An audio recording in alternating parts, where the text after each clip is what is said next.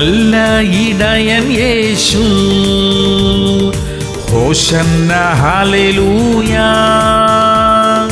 വഴിയും സത്യവും യേശു, ജയ് ജയ് ഹല്ലേലൂയ.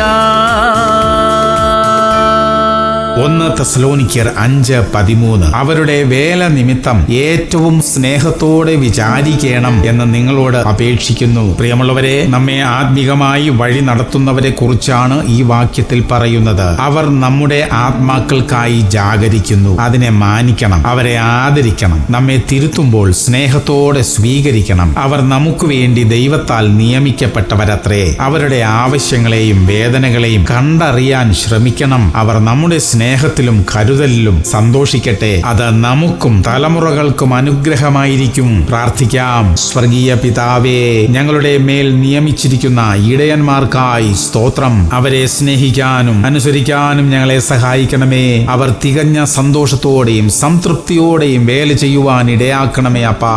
യേശു ക്രിസ്തുവിന്റെ നാമത്തിൽ തന്നെ. ആമേൻ, ആമേൻ, ആമേൻ.